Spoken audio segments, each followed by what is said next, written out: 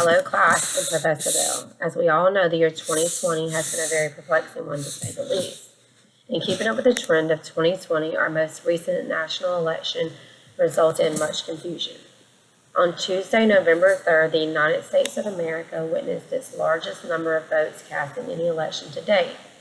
But due to the global pandemic, many states would take some time before all the votes were counted because you were able to mail in your votes, or you would have early voting due to the pandemic. Around the U.S., there was conflicting messages of count the votes or stop the count can be heard all across from people protesting. With emotions running high on both sides of the aisle, it appears many voters have long forgotten to require civics classes and everything involved with elections. The following information will probably help us refresh our memories or even provide some insight about the laws and the process behind voting the ballots. Since voting is such an important right of a U.S. citizen, each state carefully reviews and passes laws to protect the integrity of the election, such as it's decreed in the Article 1 of the Constitution.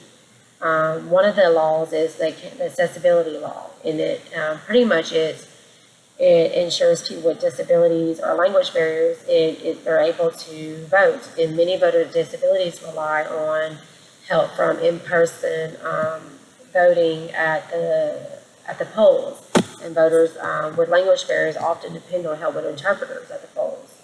And without these laws in place, think about all the people whose voices are not heard or wouldn't be heard.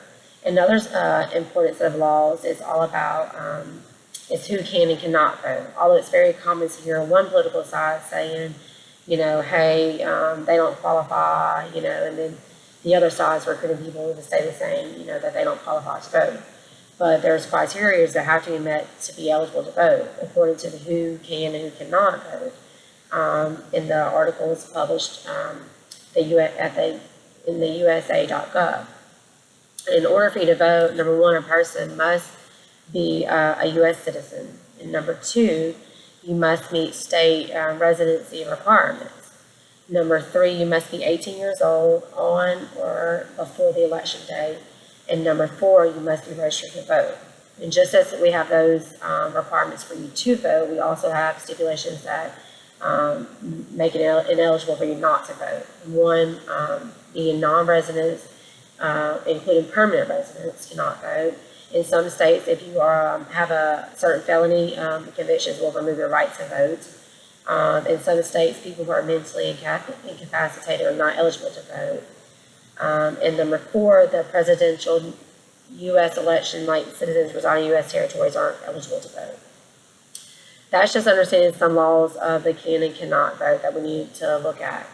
And then it goes on to govern the ballots and counting those by state. They vary by state and county. Since the laws can vary across the U.S., it makes it difficult for the average person to understand what's happened in the last week since our national elections. The last day to vote in person is generally November 3rd, but the absentee and mail-in ballots are typically received or postmarked by the date, depending on the state's rules. That left some room for the mail-in ballots to be received after election day. In Washington State, mail-in ballots received as late as November 23rd are still valid as long as they were postmarked by November 3rd.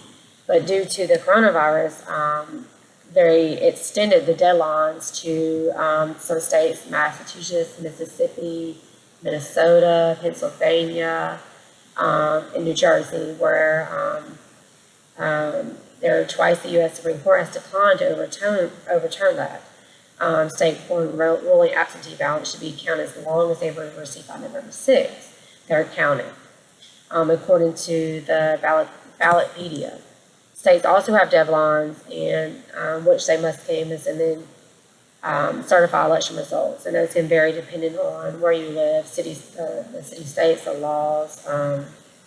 But within a general election, 26 states and Washington, D.C. have a deadline between November 10th and November 30th, and 14 of those have a deadline in December. 4 states do not have deadlines in their state laws. The last day for states to resolve contested election results is what's known as the safe harbor deadline, is December 8th, with electoral college is set to meet each state on the 14th of December. So since there's so much variance from time to time, from state to state, it's very easy to see how the average person can be confused. It's easier to understand if everybody worked with underneath like the same set of requirements. The chairman of American Bar Association, John Hardin Young, proposed a resolution on October 9th that unified a ballot counting system across cities and states. According to him, to Young, the ABA had addressed the ballot integrity in both standards and the current guidelines. In 1974, the ABA adopted resolutions regarding the voter registration. But in the past 20 years, we've seen how important it is to vote with the longevity and the success of our country. The most recent presidential election left a lot of people scratching their heads, wondering, hey, what's going on? People are claiming that voting should not be, should not be as close as impossible to pull off with the current laws. Additionally, the fact that every state and city can have their own laws surrounding the count of votes, where people have been left confused. While we're seeing the light at the end of the tunnel in the current election, I really hope that people support the American Bar Association proposal to move towards uniform ballot laws. I also hope that the information provided today can help everybody know that things are flowing accordingly to procedures and laws.